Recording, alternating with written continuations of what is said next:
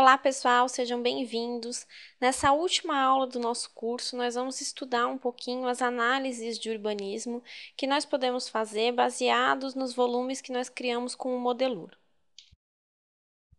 Na última aula, nós vimos a pior situação de adensamento possível para essa região, ou seja, essa região ela estava com prédios, com todos esses prédios com adensamento máximo, que era um gabarito de 12 pavimentos, sem considerar recuo e afastamento.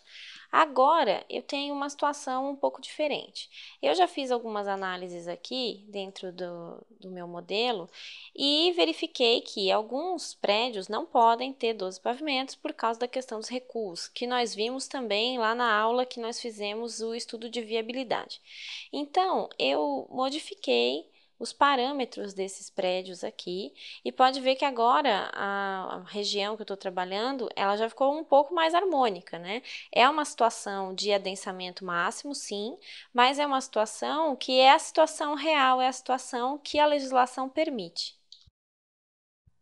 E como eu faço a modificação dessas edificações? Nós vimos, quando a gente trabalhou com as edificações e com a inserção de dados, que o Modelur ele tem um parâmetro definido para a inserção de dados da área toda e que quando eu crio uma edificação, ela vai criar de acordo com esses parâmetros aqui, por exemplo, de 12 pavimentos, de uso misto. Então, é assim que ele vai criar a minha edificação. Para eu modificar esses parâmetros, eu tenho que entrar aqui em edificação e escolher, por exemplo, o número de pavimentos que eu quero modificar. Eu preciso fazer essa escolha em cada edificação. Quando eu fiz isso, algumas edificações, elas ficaram com essa cor vermelha aqui, que significa que o Modelur me deu um alerta dizendo que tem alguma coisa errada nessas edificações. E nesse caso, por exemplo, é a questão do recuo, né? Está muito apertadinho aqui as duas edificações, entre uma e outra tem pouco espaço. Se essas edificações forem um conjunto, por exemplo, elas estão no mesmo terreno, mas elas são duas torres dentro de um mesmo terreno, né? Ainda a gente pode considerar, mas mesmo assim tem que ver qual é esse recuo entre elas dentro do terreno. Então, só para citar o exemplo desse mesmo edifício aqui, nós podemos entrar, clicar nessa edificação. Eu já sei que 12 pavimentos aqui também vai ser muito, não vou ter 12 pavimentos, não vou fazer a análise total do terreno aqui, mas se nós fôssemos fazer, eu já veria que essa edificação ela vai ter no máximo 8 pavimentos. Então, eu já coloco os 8 pavimentos aqui, o Modelur modifica. Da mesma forma, eu posso fazer isso nessa edificação aqui, que até pode ser menor, é de 6 pavimentos aqui, e eu preciso afastar um pouco mais essas edificações. Então, com o comando mover, eu venho aqui e trago ela um pouco mais para cá, tá? Ou eu posso trazer também, isso vai depender um pouco do tamanho do terreno, essa edificação um pouco mais para lá, né? E deixar a minha edificação de esquina um pouco mais para dentro, porque na verdade o meu recuo, tudo vai depender dos recuos. O meu recuo de esquina também vai ser um recuo um pouquinho maior. Assim, eu já modifiquei um parâmetro da construção. Eu faço essas modificações para que eu tenha uma situação um pouco mais real. Então, quando eu termino essas modificações, eu já tenho uma análise um pouco melhor da situação dessa minha região. Só verificando, então, essa volumetria, nós já conseguimos visualizar, por exemplo, que essa rua que a gente tinha visto anteriormente, que tinha assim um corredor praticamente, né, de prédios de 12 pavimentos, sem insolação, sem ventilação, já tem uma situação um pouco melhor. Da mesma forma, a gente tem quadras aqui um pouco menores, ó. Até aqui eu ainda deixei essas edificações na forma como elas vieram, só para demonstrar que tem um erro aqui, mas a gente modificando isso daqui, a gente já vai ver que essa rua também já tem uma situação um pouco melhor. Lá próximo do nosso terreno, onde nós trabalhamos, ó, eu tenho algumas edificações que eu mantive, que eram as edificações originais, porque os terrenos são pequenos e talvez não precise ser adensado, visto que já tem um conjunto grande adensado aqui, e ela também me cria uma situação um pouco melhor de planejamento urbano.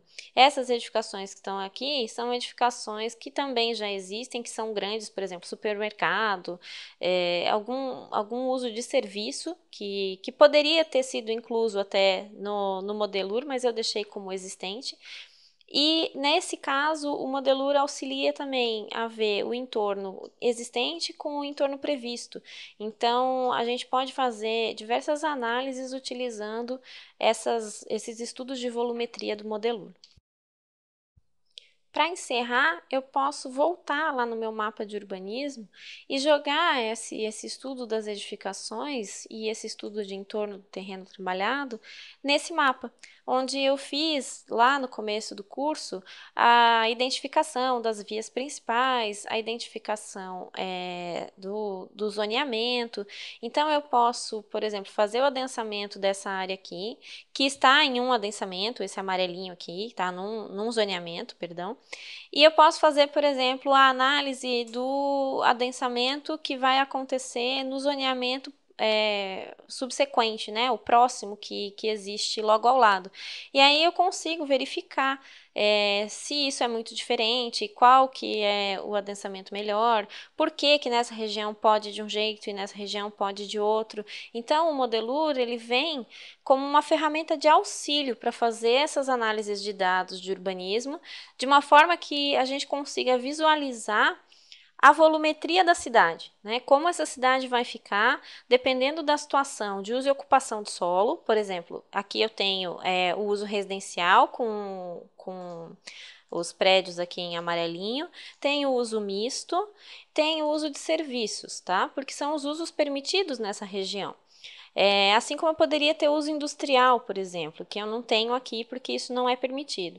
Então, o Modelur ele auxilia nessa parte de organizar que usos que são permitidos e visualizar a cidade através de uma ferramenta em 3D e não apenas em mapa.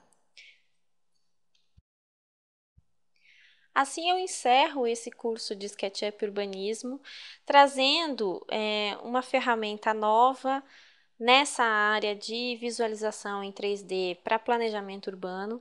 Eu espero que vocês utilizem essas ferramentas o máximo que puderem em trabalhos de urbanismo, sejam eles acadêmicos, sejam para análise de situações dentro da cidade, e que realmente essas ferramentas possam auxiliar a tomar decisões interessantes para todas as cidades.